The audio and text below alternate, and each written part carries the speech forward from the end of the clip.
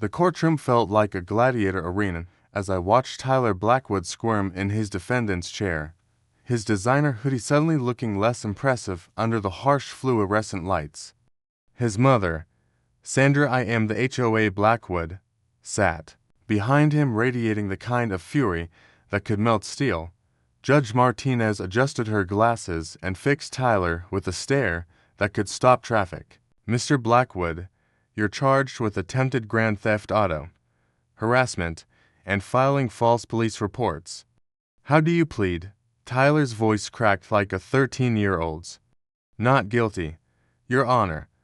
I almost laughed. Almost, because 6 months ago, this entitled little prince had looked me dead in the eye and said, "My mom owns the HOA, which means she owns everything in this neighborhood, including your car." He was about to learn that ownership and delusion are two very different things. Let me paint you a picture of Meadowbrook Estates, the kind of gated community where people drive golf carts to check their mail and argue about the precise shade of beige their shutters should be. I'd moved there after selling my tech startup, looking for peace, quiet, and a place to park my Lamborghini Huracan without worrying about door dings. The Huracan was my dream car. Volcano orange paint that caught sunlight like liquid fire, a V10 engine that purred like a mechanical tiger, and the kind of acceleration that made grown men weep with joy. I'd worked 16-hour days for 3 years to afford it, and I wasn't ashamed to love every carbon fiber inch of it. Sandra Blackwood noticed it immediately. Sandra was the kind of woman who turned a neighborhood watch into a full-time surveillance operation. She'd been HOA president for 5 years, treating the position like she was running a small dictatorship. Her son Tyler was a 22-year-old trust fund baby who'd never worked a day in his life, but somehow felt entitled to everything everyone else had earned. My first interaction with the Blackwood dynasty came on a Tuesday morning when I was washing my car in my own driveway. "Excuse me." Sandra's voice cut through the morning air like a rusty blade. She approached with the confidence of someone who'd never heard the word no, and her equally confident son trailing behind her. "That vehicle," she pointed at my Lamborghini like it was radioactive waste, "violates community standards." I paused, sponge dripping. "I'm sorry.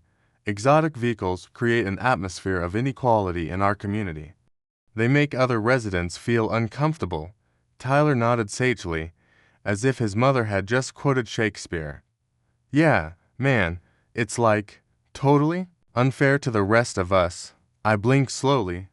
"It's unfair that I own a car I bought with my own money. It's unfair that you're flaunting your wealth," Sandra snapped. "This is a family community, not a car showroom." "Mum," I said carefully, "I'm not flaunting anything. I'm washing my car in my own driveway." That's when Tyler decided to contribute his intellectual prowess to the conversation. "Dude, you should just give it to me. I mean, you probably have like 10 cars anyway, right? Rich people always have tons of cars." I stared at him. Are you asking me to give you my car?" "Not asking," Sandra interjected with a smile that belonged in a horror movie. "As HOA president, I'm informing you that exotic vehicles must be removed from the premises within 72 hours, and I'm informing you that I'll be keeping my legally purchased vehicle in my legally purchased garage." The war had begun. What followed was 3 months of escalating harassment that would have made a kindergarten bully proud. First came the violation notices. Sandra buried me in paperwork claiming my car was too loud. It wasn't. Improperly parked. It was in my garage, and creating a public disturbance. Apparently, people enjoying looking at it counted as disturbance. Then Tyler started his personal campaign. The kid began showing up at my house at random times, each visit more brazen than the last. He'd ring my doorbell and launch into increasingly creative explanations for why I should hand over my keys. "Dude, my girlfriend would be so impressed if I picked her up in a Lambo. Come on, man, you're old. You don't need a fast car. My mom says if you don't give it to me, she make your life hell." I started recording these conversations. Call it intuition. The harassment escalated when Tyler decided to involve his friends. I'd come home from work to find them gathered around my car, taking selfies and generally treating my property like a public exhibition.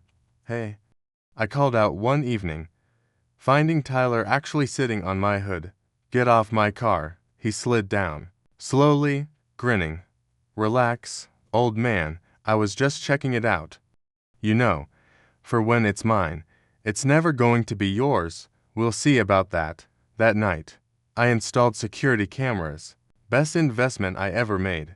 The final escalation came on a Saturday morning when I was awakened by someone laying on my doorbell like they were trying to perform CPR on it. I opened the door to find Tyler, red-faced and practically vibrating with rage. "Where are the keys?" he screamed. "Tyler, what are you talking about? The keys to my car." Mom filed paperwork with the HOA board declaring the Lamborghini community property. She's the president, which means she can do that. Now give me the keys. I almost felt sorry for him. Almost. "Tyler, that's not how anything works. The HOA can't just declare private property." "Yes, she can." He shoved past me into my house. "She owns this whole neighborhood. She owns you." That's when he made his fatal mistake. Tyler grabbed my car keys from the kitchen counter and bolted for the garage. I followed, my phone already recording, as he fumbled with the garage door opener. "Tyler, put the keys down. Nitrogen monoxide." "This is my car now. Mom said so." He actually got the car started. The sound of that V10 engine roaring to life seemed to intoxicate him with power. "See," he yelled over the engine noise, "it's responding to me. It knows I'm its real owner." I stepped back and called 911. 20 minutes later, Tyler was in handcuffs. Sandra was screaming about lawsuits, and I was explaining to 3 very patient police officers how a grown man had just attempted to steal my car because his mommy told him he could. Which brings us back to the courtroom, where Tyler was discovering that my mom said I could isn't a valid legal defense. "Your Honor," the prosecutor began. The defendant's own words were recorded on the plaintiff's security system. I quote, "This is my car now. Mom said so." The video played on the courtroom screen. Tyler's face went through several interesting color changes as he watched himself attempt Grand Theft Auto in high definition. But I had saved the best for last. "Your Honor," I said when asked to give my statement, "I'd like to present additional evidence." I pulled out my phone and played the recording I'd made of Tyler's visits. His voice filled the courtroom. "My mom owns the HOA, which means she owns everything in this neighborhood, including your car." The judge's eyebrows climbed toward her hairline. "Furthermore," I continued, "I've discovered that Mrs. Blackwood has been using her position as HOA president to harass multiple residents who own vehicles she deems inappropriate. I have statements from 7 neighbors documenting similar behavior." Sandra's face went from red to purple to a shade that doesn't exist in nature. "And finally," I said, savoring every syllable, "I've learned that Mrs. Blackwood has been embezzling HOA funds to pay for her son's credit card bills. The evidence has been turned over to the district attorney's office." The courtroom erupted. Sandra jumped up, screaming about conspiracies and injustice, while Tyler looked like he was about to throw up. Judge Martinez banged her gavel. "Mr. Blackwood, you're sentenced to 2 years probation, 200 hours of community service, and you're banned from entering Meadowbrook Estates. Mrs. Blackwood, you're advised that additional charges may be forthcoming." As the bailiff led Tyler away, he looked back at me with pure hatred. "This isn't over," he shouted. I smiled and called back, "For you, it definitely is." Outside the courthouse, I climbed into my beautiful Lamborghini and started the engine.